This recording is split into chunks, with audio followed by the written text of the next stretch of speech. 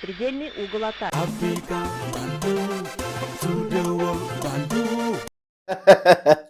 Ah, Vladimir Poutine, Vladimir Poutine, Vladimir Poutine. Cet homme, il est fort. Il est fort. Et l'élite russe aussi est fort. C'est des gens vraiment intelligents qui ont préparé tout.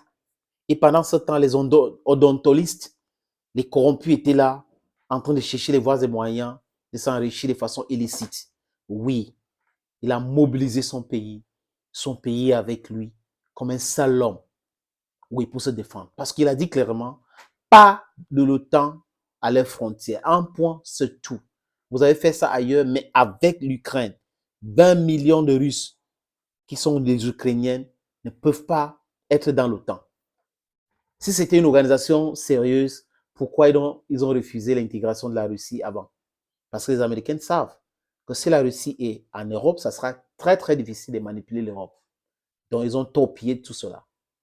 Et aujourd'hui, pour faire mal à la Russie, les Macronicos, les Macronquaos, les Macaroni qu'on appelle, ils sont en train de faire quoi? Les Boris Johnson, les Sunak et autres. Les dirigeants dirigés là pensent que c'est avec tout ce brouhaha, ces bruits des anciennes puissances colonisatrices que les gens vont paniquer. La Russie ne peut pas paniquer devant eux, ils savent. Ils savent qu'en termes d'armement, la Russie est mieux luttée que eux. Mais ils ont voulu bluffer le monde entier avec les médias mensonges et autres, bannir la presse ici, par là. Ceux qui ne disent pas ce qu'ils veulent étaient considérés comme des gens manipulés. Mais ceux qui racontent leur narrative sont des gens bien, ce sont des professionnels. Voilà donc des gens qui prêchent la démocratie mais pratiquent la dictature. Quand la Russie sort de l'accord des grains ukrainiens, l'accord céréalier, la Russie avait clairement indiqué que tout bateau, je répète, si on voit un bateau dans la mer Noire en train de se diriger vers les ports ukrainiens d'Odessa, ce bateau sera considéré comme un bateau qui transporte des cargaisons militaires. Et on a vu avec ces derniers bateaux qui étaient bloqués au port ukrainien, comment les Russes ont fait avec ces bateaux. Et c'était hier où la Russie a communiqué sur la destruction de 2 navires de guerre ukrainiens achetés chez les Américains récemment. Ils ont pensé qu'avec 2 navires de guerre, ils peuvent faire l'affaire. Casser cette blocus en mer Noire. Mais ils ont oublié que la Russie s'est préparée dangereusement, toutes les éventualités, au sol, en l'air, dans l'eau. La Russie était déjà prête. 7 pays étaient déjà prêts. Et là, les amis, je vais vous montrer dans cette petite image. Vous savez que les Russes disent ce qu'ils font, ils font ce qu'ils disent. Et depuis qu'ils ont compris que les Occidentaux utilisaient les médias pour mentir, pour véhiculer d'autres informations, aujourd'hui, l'armée russe filme tout. Ah oui, filme tout. Et je vais vous montrer cette image. C'est que hier, quand on traitait cette information, il n'y avait pas encore cette image. Ils ont donc publié l'image. Et j'ai donc décidé de vous, parce que vous êtes des gens très intelligents, vous avez aussi besoin de ces informations. Certains n'ont pas assez de temps pour aller fouiller, farfouiller et tout ça, les informations. Nous le faisons ici pour tous nos amis qui sont abonnés sur cette plateforme. Je vous suggère donc, les amis, de regarder cette vidéo proposée ou publiée par le ministère russe de la Défense. Regardez bien.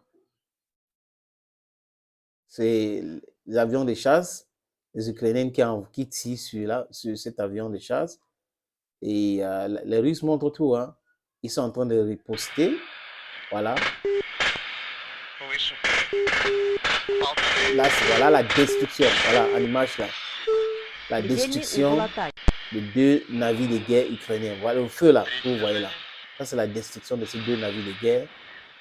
Et la Russie communique. Oui. Pour montrer au monde entier comment ces 2 navires ont été détruits. Mais, de l'autre côté, les médias mensonges ne disent rien. Ils disent rien.